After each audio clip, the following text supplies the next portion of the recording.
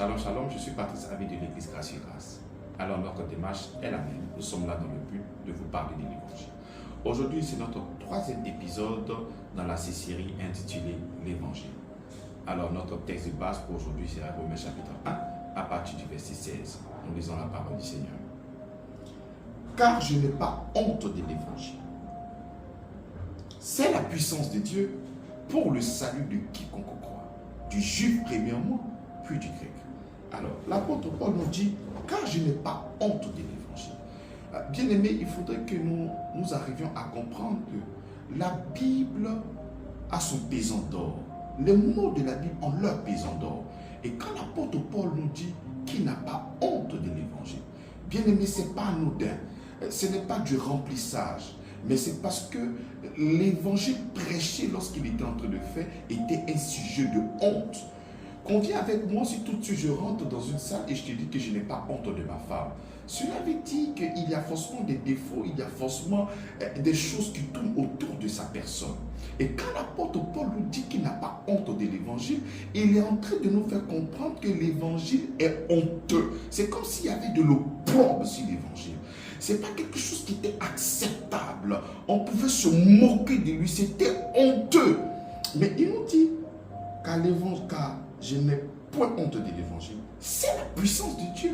C'est-à-dire, quelles que soient les railleries, les moqueries, la folie, convenez avec moi, la Bible déclare que l'évangile est une folie pour les Grecs et un scandale pour les Juifs. Donc lorsqu'il est en train de parler, qu'il me dit qu'il n'a pas honte, c'est parce que l'évangile est un sujet de honte.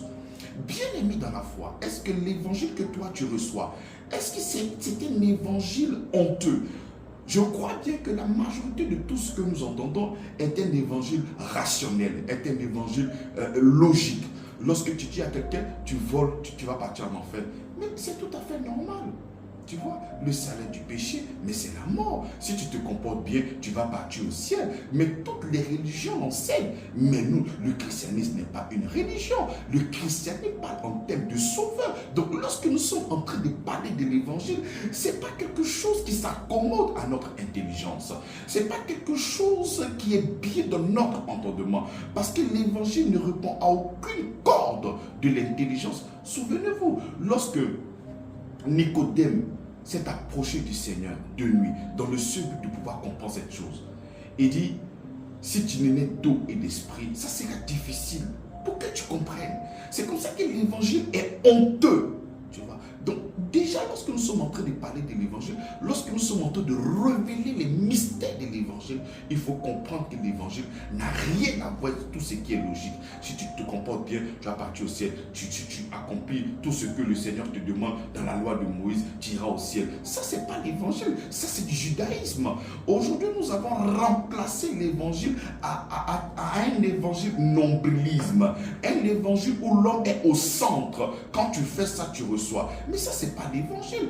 Parce que dans les premiers épisodes, nous avons fait comprendre que l'évangile, c'est la bonne nouvelle. Mais quelle est cette bonne nouvelle? Si on te demande de te comporter bien pour que toi, tu puisses partir au ciel, mais ce n'est pas une bonne nouvelle. C'est lié à tes œuvres, c'est lié à ta performance, c'est lié à ce que toi, tu fais. Donc, quelle est la bonne nouvelle? Parce que si tu te comportes mal, tu iras en enfer. Donc, ce n'est pas ça la bonne nouvelle. La bonne nouvelle est autre chose. C'est comme ça que l'apôtre Paul nous dit, car je n'ai pas honte de l'évangile. Il dit, c'est la puissance de Dieu. Il nous dit quelque chose de fort. Donc si toi et moi nous devons localiser la puissance de Dieu, la puissance de Dieu ne se trouve pas dans ce que toi tu fais. La puissance de Dieu se trouve dans l'évangile. Parce que l'évangile est la puissance de Dieu. Et quand je dis est là, c'est l'absolu. Là où se trouve la puissance de Dieu pour te délivrer, pour te sauver, pour te débarrasser de beaucoup de choses.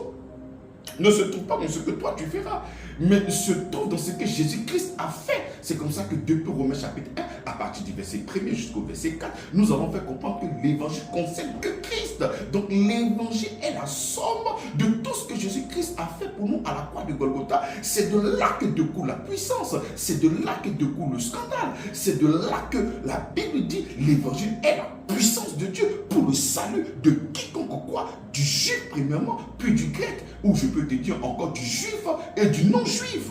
Donc nous avons la Bible a représenté la terre et tous les habitants de la terre en deux catégories de personnes, juifs et grecs, juifs ou non-juifs. Donc pour toi qui me reçois, toi qui es un non-juif, toi qui es un Ivoirien ou un Africain, ou je ne sais pas où tu te trouves, là, nous devons savoir que ce qui te délivre, c'est la puissance de Dieu. Et la puissance de Dieu n'est rien que l'évangile. Donc l'évangile a cette capacité de te délivrer, l'évangile a cette capacité de te restaurer, l'évangile a cette capacité de te réconcilier avec le Père, l'évangile a cette capacité d'enlever l'opprobre, de te débarrasser de tous tes péchés et de te transférer dans son royaume d'amour. Donc, bien aimés dans la foi, nous devons avoir constamment le regard fixé sur notre Seigneur Jésus-Christ. Pourquoi? Parce que le lieu de rencontre, pour que tu puisses jouir de la puissance, de l'effectivité de l'œuvre de la croix, mais il faut te trouver en Christ. Nous avons tendance à dire que Dieu est souverain, Dieu est souverain. Si quelque chose doit m'arriver, si le Seigneur ne veut pas, ça ne va pas m'arriver. Mais laisse-moi te décevoir. La souveraineté de Dieu ne se trouve qu'en Christ. Si tu veux que Dieu soit souverain dans ta vie, si tu veux que Dieu soit aux manettes de ta vie, qu'il soit alpha et qu'il soit oméga, il y a lieu de se trouver uniquement qu'en Christ. Christ, lui et lui seul. Alors, aujourd'hui pour ce numéro, nous allons seulement que parler de Romains chapitre 1 à partir du verset 16. Shalom, shalom. Continuez de nous suivre. Amen.